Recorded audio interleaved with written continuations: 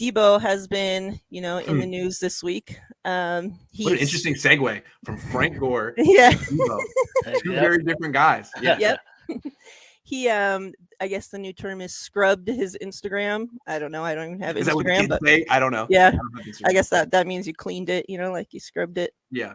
Like they need to get cleaning some other stuff besides Instagram. But yeah, so he took out all his pictures with the 49ers, his, anything that had to do with the 49ers, took it off, right? He's in, I guess, contract talks. He, who knows? But he's been tweeting after every wide receiver, that's gotten signed this offseason. He tweets something about it, and Deebo, just to me, like, you can tell, like, he's all about the money. He's name brand everything, like he wants to show off. He wants to, just, like, that's the way he is, So I've always felt, when it came, like, and we talked about this last week, that TL was, talking about like his loyalty to 49ers. And I feel that he doesn't have loyalty to 49ers.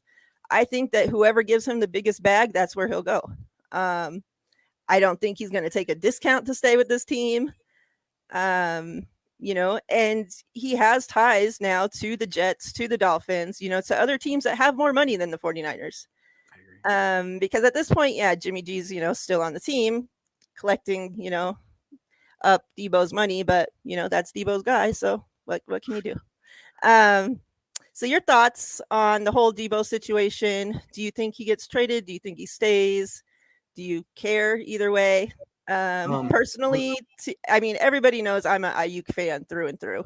That's my guy. I think he's going to do great with Trey Lance. And I think Deebo was more, obviously of a Jimmy guy. I think, Deebo is a great wide receiver and can be great with any quarterback, but I think I'm just expecting Ayuk to have a bigger year than Deebo. So to me personally, if we can get back, a haul of picks or, some other players that we need or whatever, I'm not against, trading him, because I just think that the money that he's going to be asking for is outrageous, and we can't be paying the top money to all these freaking players on our team, So to me, of course I love Deebo. I want him to stay, but at the end of the day, I don't think we should destroy the team to keep one player. Well, it's interesting. When a player takes the pictures down on Instagram and does what Deebo's doing, like, fans don't like it. Fans understand that it's a business, but at the same time, they like the whole fantasy that they're a team and they're a family, and they actually they value that. And I think what Deebo is showing right now is he doesn't. Like Nick Bosa, we don't know how he feels, but he's not doing any of this kind of stuff. And Kittle never did this. So I think it's kind of rough, and I feel like he's losing a little bit of like the public support. A lot of fans like you guys are like, hey, 2 firsts? Hey, let's talk. Hold on. Wait a second. And I can understand that, because trading Buckner, you didn't get 2 firsts for Buckner. That was one of my big issues with the Buckner trade. Is like, wait, all you got was the 13th pick. He was the 7th pick, and he got better, and he's 25. Like, that's all you could get for Buckner. For Deebo, like, he was a 2nd-round pick, and you could trade him for a first, maybe 2 firsts. Well, you guys, you could be proud of that and say you got more, but I don't know. Like, what are you going to spend that on? Like, more offensive line, more defensive line? I think what we're seeing is that big playmaker who you can get the ball out too quick and he can just run. I think that's more valuable than maybe anything else besides a quarterback. Like, look what Jamar Chase did for the Bengals. They were terrible.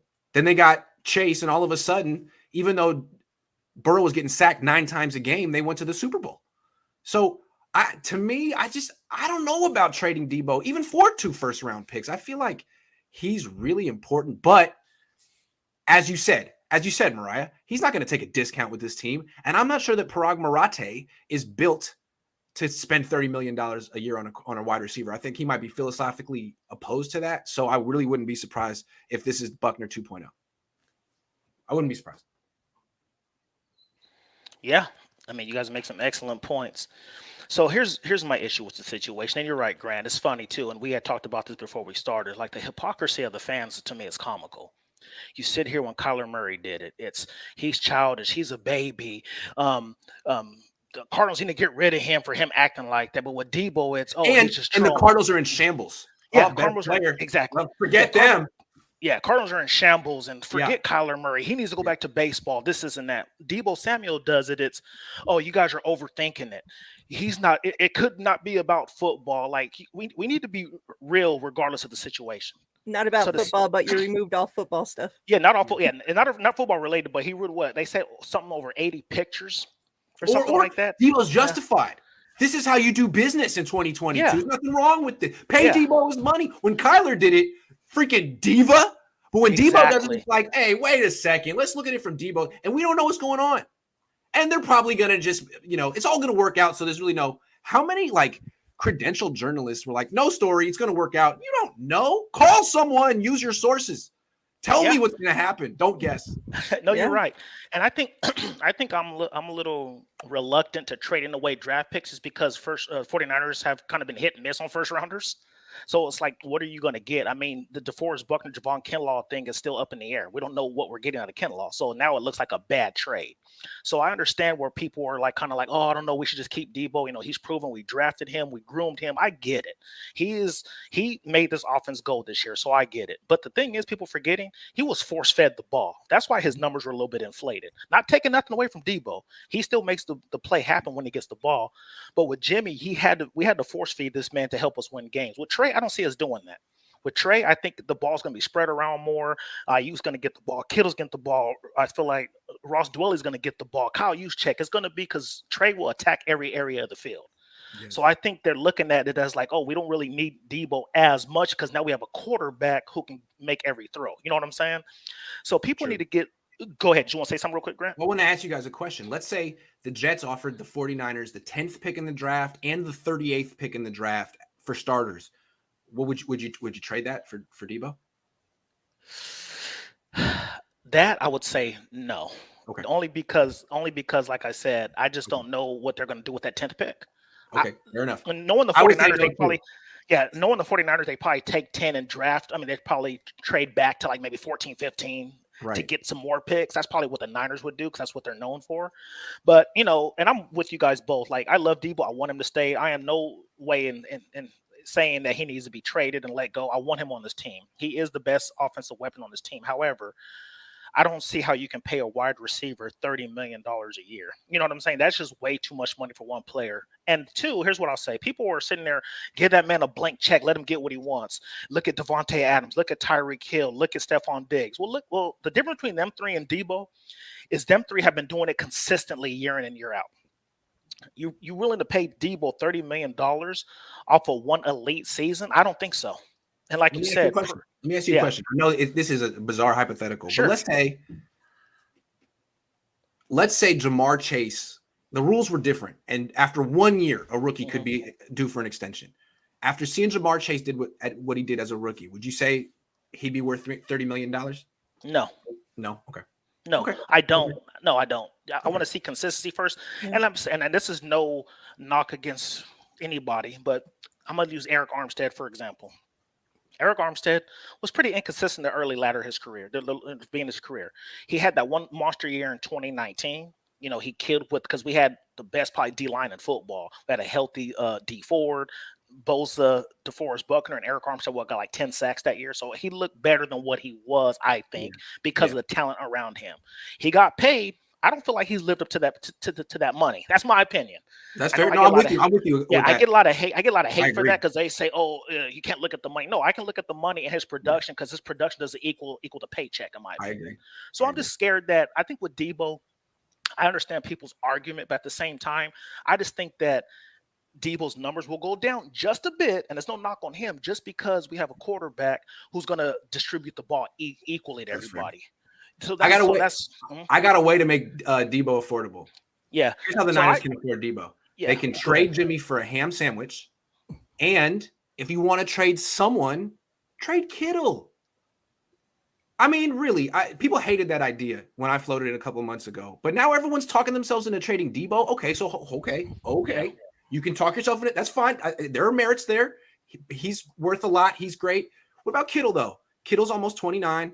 Kittle's been injured the last couple of years. Kittle's not as explosive as Deebo Samuel. I mean, what is Kittle worth? That's my question. Is Kittle even worth the first-round pick anymore? I don't even know. First round, I don't know. There's probably some teams who would pay it, but here's my thing, and to get off the Deebo thing. So me personally, and I know it's not my money, but at the same time, I'm giving him probably $24 million a year.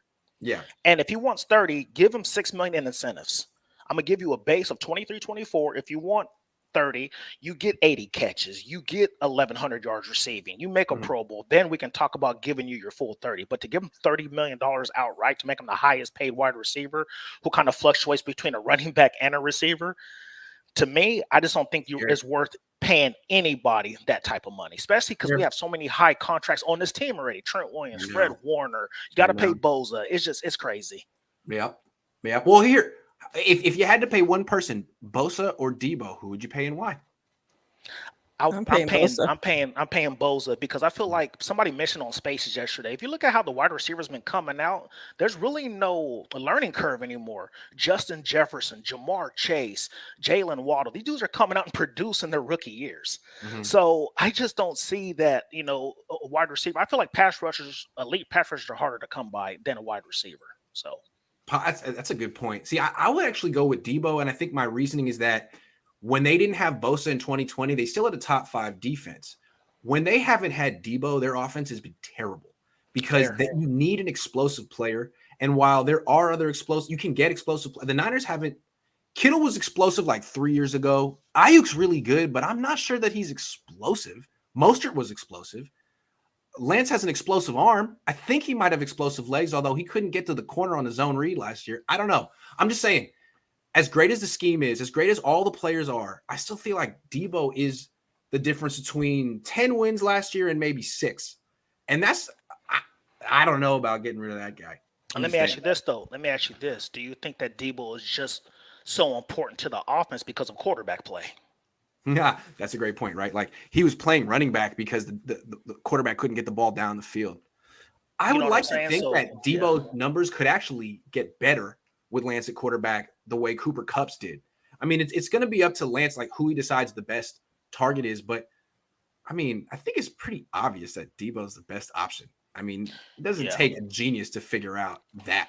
Jimmy, I'm going to say this. And Jimmy's own grandma talked crap about him in that Subway commercial. Oh yeah, that's funny. I'm going to say this too, Grant. Jesse Naylor, who you always have on your show, he hosted a space yesterday talking about this situation with Deebo, and everybody talks about Ayuk. So he looked at the film, and I think Ayuk ran 23 routes. Okay. 29 routes. 7 of them were clear routes. So out of the 29 routes, those 21 that weren't clear out routes just to open up things over the middle. Out of the 21 he ran, he was open 17 of them.